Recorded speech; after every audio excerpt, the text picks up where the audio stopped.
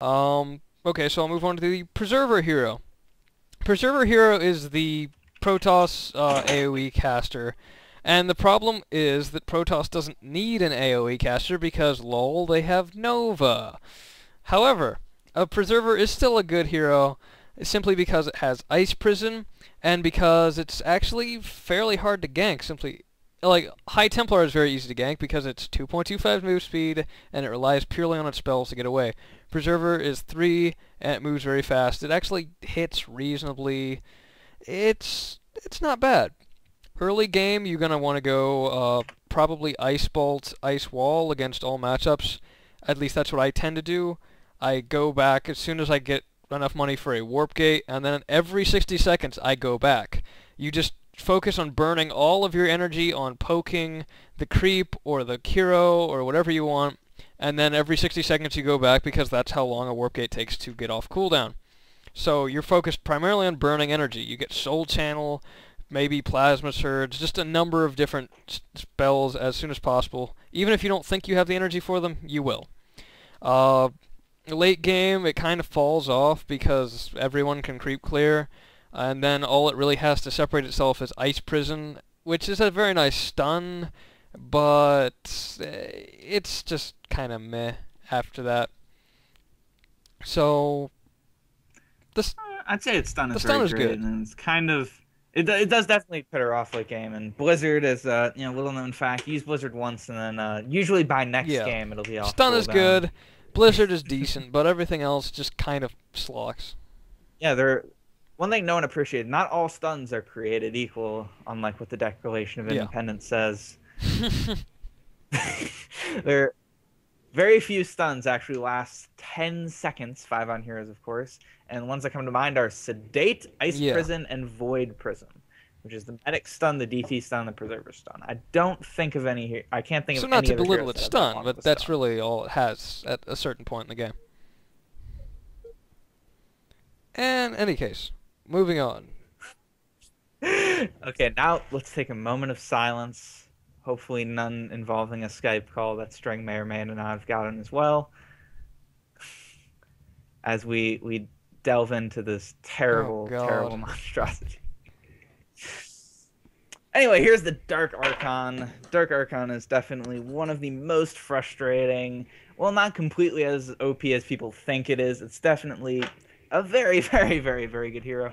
The main problem with DA is that it just does so much. The sight reduction is really, really powerful. Get it. Feedback is an average style spell. Its ult is very good. Its stun is very good.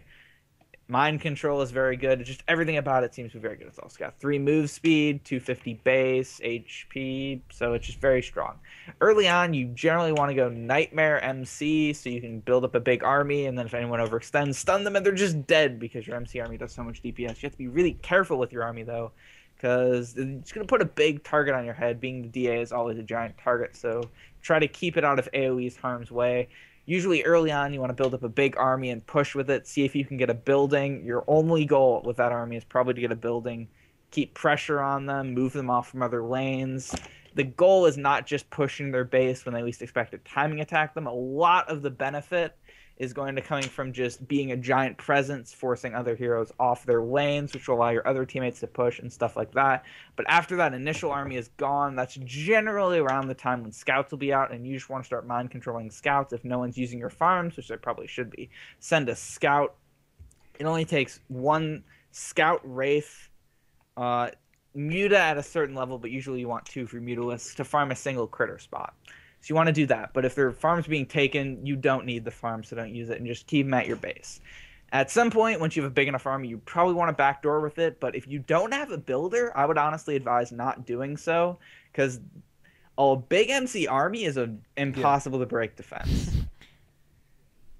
But weaknesses for DPS. DA, DPS is 8. at level 0 it has no DPS, but other than that, everything does its DPS for it. It's basically it's the I'm not even gonna go into metaphors for that, but there aren't really any weaknesses for the hero, which in a way is its strength. It's really good at being good.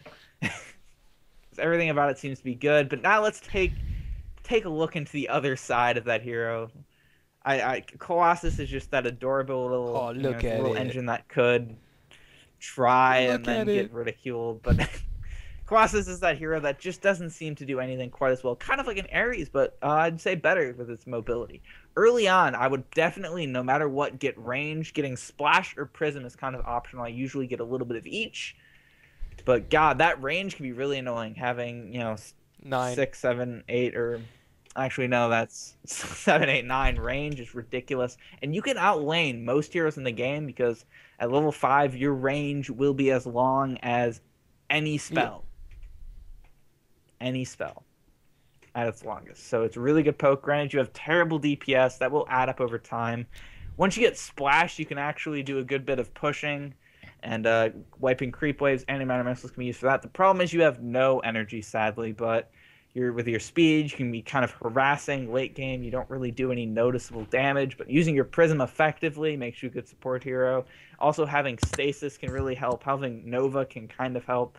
You just have to try and do everything you can within your limitations and not die. So I would definitely go weapons and nothing else for as long as you can. Okay. So, finally, we have the Void Ray. The Void Ray is... Void Ray. I would say it is actually somewhat weak. But, what you would want to do with Void Ray, and I would say this against any matchup, would be to go, the Prismatic Charge, which is your energy build-up skill, and then speed. Prismatic Charge can do a ton of damage, but the problem is people who get it often don't use it correctly. You want to charge how much energy you actually expect to need. So if you're just going to use the Charge Blast to kill creep waves, then maybe store up 20 to 40 depending on your level. If you want to use it to kill heroes, store up all of your energy and just kill them. Because early game, Charge Blast is very, very, very good. It starts to fall off later, but it's still a good opener if you're just going to attack somebody with it. So early game, you're going to get Charge Blast. You're going to use it to wipe creep waves, harass enemy heroes. You get speed so they can't actually do anything back to you. And then as the game progresses, you basically become solely a backdoor hero because your damage isn't that great. Your Charge Blast isn't really that impressive anymore, except when you go against buildings, because then you can just run in there with a full Charge Blast, hit it, leave, use energy crystals to get your energy back, charge your blast up again, come back, hit, leave. You could do a lot of damage with hit and run if nobody's there to stop you. You can still you can still land the attack. Stop you. Yeah, and it's really hard to deal with unless there's a hero with a stun and a hero with really good anti-air. So you can be a big nuisance, pull 2 heroes off to deal with you. Even if you don't get a building, just like I said with the D army, that presence is also, really I probably should mention this. Charge Blast is probably the most effective AoE versus MC Fleet of Scouts. Just because it does a really, really good amount of damage, and Scouts are not prepared to handle that. So if the DA is massing up a bunch of Scouts to charge at you, and you can actually see, which is a problem against DA. Speaking of Scouts, I feel so bad for feeding this to the Raven. But DA is building up an army, get an orbital, scan, and cruise missile them. The DA can't even build up an army. It's that good. You can do the same with an Infestor or a Dominated fleet. The only problem, it's just DA is more of a presence. So yeah, use it against Domination. Infestor, you can, but it's not always worth it. But so that's a really good way to deal with that. That was Void Ray. If you want random, go to 000 in this video and just, yeah.